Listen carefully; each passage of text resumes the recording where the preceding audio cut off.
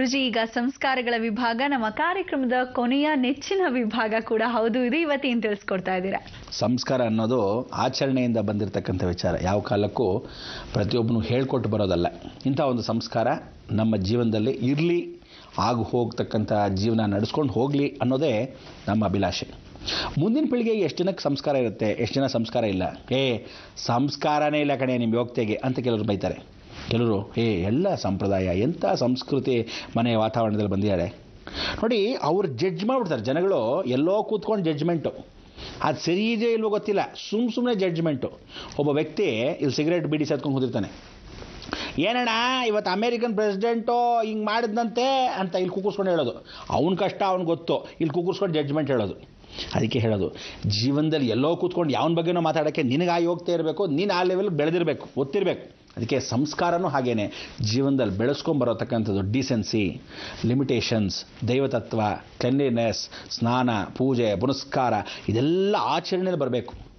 ಪ್ರತಿಯೊಂದು ಡಿಸಿಪ್ಲಿನ್ ಅನ್ನೋದನ್ನು ಇದ್ದುಬಿಟ್ರೆ ಆ ಡಿಸಿಪ್ಲಿನ್ನೇ ದೊಡ್ಡ ಸಂಸ್ಕಾರ ಅಂತೆ. ಕ್ಲೆನ್ಲಿನೆಸ್ ಅನ್ನೋದ್ರೆ ಅದೇ ದೊಡ್ಡ ದೈವತತ್ವ ಅಂತೆ. ಅದಕ್ಕೆ ಕ್ಲೆನ್ಲಿನೆಸ್ಸು, ಡಿಸಿಪ್ಲಿನ್ನು ಎಲ್ಲಿ ಅಂದರೆ ಸ್ವಾಮಿ ವಿವೇಕಾನಂದರ ಮುಖಾಂತರವಾಗಿ ಬಂದಿರತಕ್ಕಂಥ ಡಿಸಿಪ್ಲಿನ್ನು. ಕ್ಲೆನ್ಲಿನೆಸ್ ಅಂತಕ್ಕಂಥದ್ದು ಜೀವ ಜಗತ್ತಲ್ಲಿ ಮನಃಶುದ್ಧಿ ಅನ್ನೋದು. ಆ ಮನಃಶುದ್ಧಿ, ಮನ ಮತ್ತು ಮನಸ್ಸು ಎರಡು ಶುದ್ಧಿ ಆಗಬೇಕಾದ್ರೆ ಜೀವನದಲ್ಲಿ ಒಳ್ಳೆ ಹಾರ್ಟ್ ಇರಬೇಕು. ಪ್ರತಿಯೊಬ್ಬನಿಗೂ ಹುಳುಕು ಮನಸ್ಸಿರೋದು ಅದೆಲ್ಲ ಇರಬಾರ್ದು. ಮನಸ್ಫೂರ್ತಿಯಾಗಿ ಆಶೀರ್ವಾದ ಮಾಡಬೇಕು, ಮನಸ್ಫೂರ್ತಿಯಾಗಿ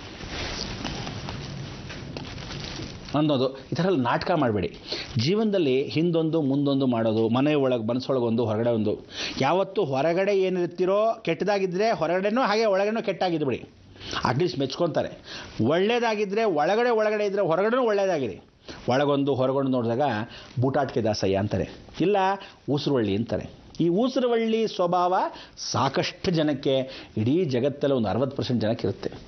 ಇಲ್ಲಿ ಕೂತ್ಕೊಂಡ ಒಂದು ಬಣ್ಣ, ಅಲ್ಲಿ ಕೂತ್ಕೊಂಡ ಒಂದು ಬಣ್ಣ, ಇನ್ನೊಂದು ಕತೆ ಕೂತ್ಕೊಂಡ ಒಂದು ಬಣ್ಣ. ಇದು ಜೀವನ ಜಗತ್ತಲ್ಲಿ ಒಂದು ಹೇಳ್ತೀನಿ, ಮಾಧ್ಯಮದಲ್ಲಿ ಇದು ಜಾಸ್ತಿ ಇರುತ್ತೆ. ಮಾಧ್ಯಮದ ಕೆಲಸ ಮಾಡೋರು ಜಾಸ್ತಿ ಇರುತ್ತೆ. ಯಾಕೆಂದರೆ ಬೆಣ್ಣೆ ಹೆಚ್ಚಬೇಕಲ್ಲ, ಜೀವನ ನಡೆಸಬೇಕಲ್ಲ. ಅದೇ ಹಾಗೆ, ಜೀವನನೇ ಹಾಗೆ, ಅಲ್ಲಿರ್ತಕ್ಕಂಥ ವಾತಾವರಣನೇ ಹಾಗೆ. ಒಂದು ದೇವಸ್ಥಾನಕ್ಕೆ ಹೋದಾಗ, ಒಂದು ಹಳ್ಳಿಗೆ ಹೋದಾಗ ಹಳ್ಳಿ ವಾತಾವರಣನೇ ಹಾಗೆ. ಸಂಸ್ಕಾರ ಏನಂತ, ಬನ್ನಿ ಕೂತ್ಕೊಳ್ಳಿ, ನೀರು ಕುಡೀರಿ, ಚೆನ್ನಾಗಿದ್ದೀರಾ, ಅಕ್ಕ ಅಮ್ಮ ಅವರೆಲ್ಲ ಚೆನ್ನಾಗಿದ್ದಾರಾ, ಭಾಳ ಸಂತೋಷ, ನೀರು ಕುಡಿತೀರಾ, ಊಟ ಕೇಳಿ ಅಂತ. ಆ ಸಂಸ್ಕಾರ ಗೊತ್ತಿಲ್ಲದೇನೆ ಬರುತ್ತೆ. ಇನ್ನು ಕೆಲವರು ಮನೆಗೆ ಹೋದಾಗ, ಮನೆಗೆ ಹೋಗಿ ಕೂತಿರ್ತೀವಿ, ಗಂಟುಗಟ್ಟಲೆ ಆದರೂ ಎದ್ದೇಳಿ ಊಟಕ್ಕೆ ಅನ್ನಲ್ಲ, ನೀರು ಕುಡಿತೀರ ಅನ್ನಲ್ಲ. ಯಾಕೆ ಬಂದರೆ, ಹೌದೇ ನಾವೆಲ್ಲ ಹೊರಗಡೆ ಓಡಾಡೋಣ ಅಂದ್ಕೊಂಡ್ವಿ, ನೀವು ಬಂದ್ಬಿಟ್ರಿ ಅಂದರೆ ಬಂದ ತಕ್ಷಣ ಎದೋಗಾಚಿಕೆ ಅಂತ. ಅಂದರೆ ಆ ಸಂಸ್ಕಾರ ಅನ್ನೋದು ಗೊತ್ತೇ ಇರಲ್ಲ. ಒಂದು ಮಗುವಿಂದನೂ ಗೊತ್ತಾಗತ್ತೆ.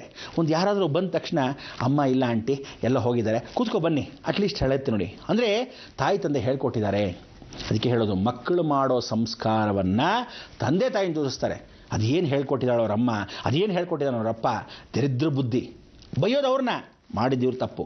ಅದಕ್ಕೆ ಹೇಳೋದು, ತಾಯಿಂದರು ತಂದೆಯಂದರು ಹೇಳ್ಕೊಡೋ ಸಂಸ್ಕಾರ ಏನಿದೆ, ನೀವು ಹೇಳ್ಕೊಡದೇ ಇದ್ದರೆ ಮಕ್ಕಳು ಕಲಿಯಲ್ಲ. ನೀವು ಹೇಳ್ಕೊಟ್ರೂ ಒಳ್ಳೆ ರೀತಿಯಲ್ಲಿ ಬೆಳೆಸಬೇಕಾದ್ರೆ ನಿಮ್ಮ ಕೈಯಲ್ಲಿ ಕರ್ತವ್ಯ. ಇವತ್ತು ಅಂಥ ಒಂದು ವಿಶೇಷವಾಗಿದೆ ಏಕಾದಶಿ ಶುಕ್ರವಾರದಲ್ಲಿ ನಾವು ವಿಜಯದಶಮಿ ನಂತರ ದುರ್ಗಾ ಸಪ್ತಶತಿ ಅಂತ ಕರಿತೀವಿ. ಇಂಥ ಒಂದು ದುರ್ಗಾ ಸಪ್ತಶತಿ ಅನ್ನೋದು ಭಾಳ ವಿಶೇಷವಾಗಿರ್ತದೆ. 700 ಶ್ಲೋಕ. ಅಂದರೆ 7 ಸಪ್ತದ್ವೀಪ ವಸುಂಧರ ಅಂಥೇಳಿ ಈ ಭೂಮಿಯನ್ನು ಸೃಷ್ಟಿ ಮಾಡಿರ್ತಕ್ಕಂಥ ಭಗವಂತನ ಕೃಪಾ ಕಟಾಕ್ಷದಲ್ಲಿ ಆ 7 ವಿಶೇಷವಾಗಿರ್ತಕ್ಕಂಥ ಸಪ್ತಮಾತೃಕಾ ಜನ್ಮ. ಅದಕ್ಕೆ ಇವತ್ತು ಹೆಂಗಸರು ಎಲ್ಲರೂ ಆ ಸಪ್ತಮಾತೃಕೆಯನ್ನು ನೆನೆಸ್ಕೊಳ್ಳೋ ದಿನ ಅಂತೆ. ವಿಜಯದಶಮಿ ನಂತರ ನವದುರ್ಗೆಯರೆಲ್ಲ ಏನು ಮಾಡ್ತಾರಂತೆ, ನಮ್ಮ ಸ್ಥಾನ ಮಾನ ಗೌರವ ಅಂಥೇಳಿ ಅವರವರ ಸ್ಥಾನ ಪಲಟನೆ ಮಾಡ್ಕೊತಂತೆ. ದುರ್ಗಾ ಹೇಳದಂತೆ, ನಾನು ಮಹಿಷಾಸುರ ಮರ್ದನವನ್ನು ಮಾಡೋಕ್ಕೋಸ್ಕರ ಈ ಅವತಾರವನ್ನು ಮಹಾಕಾಳಿ, ಮಹಾಲಕ್ಷ್ಮಿ, ಮಹಾಸರಸ್ವತಿ ಘೋರ ಯುದ್ಧವನ್ನು 9 ನವರಾತ್ರಿಗಳಲ್ಲಿ ಆಚರಿಸಿ ವಿಜಯವನ್ನು ಸಾಧಿಸಿ ವಿಜಯದಶಮಿಯನ್ನು ಆ ವಿಶೇಷವಾಗಿರ್ತಕ್ಕಂಥ ಸಿಂಹದ ಮೇಲೆ ಕೂತ್ಕೊಂಡೆ ಚಾಮುಂಡೇಶ್ವರಿಯಾಗಿ. ಆದರೆ ಈ ಶಕ್ತಿ ದಿನನಿತ್ಯ ಹೊತ್ಕೊಂಡು ಹೋಗೋಕ್ಕಲ್ಲ, ಮತ್ತೆ ತಿರುಗಿ ನಿಮಗೆ ಎಲ್ಲರಿಗೂ ಕೊಟ್ಬಿಡ್ತೀನಿ ಅಂಥೇಳಿ ಜಗನ್ಮಾತೆ ಆದಿಶಕ್ತಿ ತನ್ನ ಶಕ್ತಿಗಳನ್ನ ಕೊಡ್ತಾಳಂತೆ. ಆಗ ದೇವತೆಗಳು, ಇಲ್ಲಮ್ಮ ಅದನ್ನೆಲ್ಲ ತಿರುಗಿ ವಾಪಸ್ಸು, ಯಾಕೆಂದರೆ ನೀನು ರೌದ್ರತೆಯಿಂದ ಇದ್ದಿದ್ದ ಮತ್ತೆ ವಾಪಸ್ ನಮ್ಗೆ ಕೊಟ್ಟರೆ ನಮ್ಗೆ ಆ ರೌದ್ರತೆ ಬಂದ್ಬಿಡುತ್ತೆ, ಏನು ಮಾಡೋದು. ಅದಕ್ಕೆ ಸಮವಾಗಿ ಹಂಚ್ಕೊಂಡಿರ್ತಕ್ಕಂಥವ್ರು 7 ಜನ ಅಕ್ಕ ತಂಗಿರು. ಅದಕ್ಕೆ ಆ 7 ಜನ ಅಕ್ಕ ತಂಗಿರಲ್ಲಿ ಬ್ರಾಹ್ಮಿ, ವಾರಾಹಿ, ಕೌಮಾರಿ, ಇಂದ್ರಾಣಿ, ವೈಷ್ಣವಿ, ಮಾಹೇಶ್ವರಿ, ಚಂಡಿಕಾ ಇಷ್ಟೂ ಜನ ವಿಶೇಷವಾಗಿ ಹಂಚ್ಕೊತಾಳೆ. ಆ ದುರ್ಗಾ ವಿಶೇಷವಾಗಿ 7 ಜನಕ್ಕೆ 100 ಶ್ಲೋಕ ಇದ್ದಾಗೆ ಅವಳ ಶಕ್ತಿನ, ವಿಶೇಷವಾಗಿರ್ತಕ್ಕಂಥ ಎಲ್ಲ ದೇವತೆಗಳ ಶಕ್ತಿಗಳನ್ನ ಏನು ತೊಗೊಂಡಿದ್ದಾಳೆ ಮಹಿಷಾಸುರ ಮರ್ದನವನ್ನು ಮಾಡೋಕ್ಕೆ, ಅದನ್ನು ಸಪ್ತ ಮಾತೃಕೆ ಹಂಚಿದ ದಿನ ಇವತ್ತು. ನೀವೆಲ್ಲರೂ ಆ ಸಪ್ತಮಾತೃಕಾ ಪೂಜೆ ಎಷ್ಟೋ ಜನಕ್ಕೆ ಗೊತ್ತೇ ಇಲ್ಲ. ಇವತ್ತು ಮೈಸೂರಲ್ಲಿ ಕೂಡ ಸಪ್ತಮಾತೃಕಾ ದೇವಸ್ಥಾನವನ್ನು ಶೃಂಗೇರಿ ಮಹಾಸಂಸ್ಥಾನದಿಂದ ಕಟ್ಕೊಟ್ಟಿದ್ದಾರೆ. ಎಷ್ಟು ಜನ ಕಟ್ಕೊಟ್ಟಿದ್ದಾರೆ, ಅದೆಷ್ಟು ಜನ ಮೇಂಟೈನ್ ಮಾಡ್ತಾ ಇದ್ದಾರೆ. ಸಪ್ತಮಾತೃಕಾ ಅನ್ನೋದು ಹಳೆ ಯಾವುದೇ ದೊಡ್ಡ ದೇವಾಲಯಗಳಿಗೆ ಹೋಗಿ ಹಿಂದ್ಗಡೆ ಪ್ರಾಕಾರದಲ್ಲಿ ಸಪ್ತಮಾತೃಕೆ ಇದ್ದೇ ಇರ್ತಾರೆ. ಮುನೀಶ್ವರ ಎಲ್ಲಿರ್ತಾನೋ ಅವನ ಜೊತೆ ಸಪ್ತಮಾತೃಕೆ ಇದ್ದೇ ಇರ್ತಾರೆ. ಕಾಳಬೇರು ಎಲ್ಲಿರ್ತಾನೋ ಪಕ್ಕದಲ್ಲಿ ಸಪ್ತಮಾತೃಕೆ ಇರ್ತಾರೆ. ಪಾಂಡವರು ಸಹ ಸಪ್ತಮಾತೃಕಾ ಪೂಜೆಯನ್ನು ಮಾಡ್ತಾ ಇದ್ರು. ಅದಕ್ಕೆ ಸಪ್ತಮಾತೃಕೆ ಪೂಜೆನ ನಿಮಗೆ ನಿಜವಾಗ್ಲೂ ಎಷ್ಟೋ ಜನಕ್ಕೆ ಗೊತ್ತಿಲ್ಲ. ಇನ್ನು ಮುಂದೆ ಸೋಮವಾರದಿಂದ ಆಗಲಿ ಅಥವಾ ಇನ್ನೊಂದು ದಿನಗಳಲ್ಲಾಗಲಿ ಖಂಡಿತವಾಗಿ ತಿಳಿಸ್ಕೊಡ್ತೀನಿ. ಆದರೆ ಇವತ್ತು ದಯವಿಟ್ಟು ಎಲ್ಲರೂ ಅರ್ಶಿನ ಕುಂಕುಮ ಹೂ 7 ಜನಕ್ಕೆ ವಿಶೇಷವಾಗಿರ್ತಕ್ಕಂಥ ಸಪ್ತಮಾತೃಕೆ ದೇವಿಗಳನ್ನ ಸ್ಮರಣೆ ಮಾಡ್ಕೊಳ್ಳೋದು. ಕೆಲವರು ಏನು ಮಾಡಿದ್ರು, ಇಟ್ಟಿಗೆಗಳಿಟ್ಟರು, 7 ಇಟ್ಟಿಗೆಗಳಿಟ್ಟು ಇದೇ ಸಪ್ತಮಾತೃಕಾ ಜನ್ಮ ಅಂತ ಪೂಜೆ ಮಾಡಿಕೊಂಡ್ರು. ಕೆಲವರು ಆ ಅಂಗಡಿಗಳಲ್ಲಿ ಇರ್ತಕ್ಕಂಥ ಪ್ರಾರ್ಥನೆ ಸಪ್ತಮಾತೃಕಾ ಫೋಟೋಗಳನ್ನು ಹಾಕ್ಕೊಂಡ್ರು. ಕೆಲವರು ಏನು ಮಾಡಿದ್ರು, ನಾವೆಲ್ಲ ಹೊಲದಲ್ಲಿದ್ದೀವಿ ಅಂಥೇಳಿ ಆ ಹೊಲದ ಕೆಳಗೆ ದೀಪಗಳನ್ನ 7 ದೀಪ ಹಚ್ಚಿ ಪೂಜೆ ಮಾಡಿಕೊಂಡ್ರು. ಸಪ್ತಮಾತೃಕಾ ಪೂಜೆ ಆ ಮುನೀಶ್ವರನ ಕೆಳಗೆ ಇಟ್ಟಿಗೆಗಳನ್ನಿಟ್ಟು ಪೂಜೆ ಮಾಡಿಕೊಂಡ್ರು. ಇದಕ್ಕೆ ಅಮ್ಮ ಅಂತಕ್ಕಂಥ ಒಂದು ಮಾತು ವಿಶೇಷವಾಗಿರ್ತಕ್ಕಂಥ ನೀವು ಹೆಂಗಸರು ದಯವಿಟ್ಟು ನಮ್ಮ ಸಂಸ್ಕಾರದಲ್ಲಿ ಸಪ್ತಮಾತೃಕಾ ಪೂಜೆಯನ್ನು ಇವತ್ತು ನೀವು ಮಾಡಿಕೊಂಡ್ರೆ 7 ಜನ್ಮದಲ್ಲಿರ್ತಕ್ಕಂಥ ಪಾಪಕರ್ಮಗಳು ತೊಳೆಯುತ್ತಂತೆ.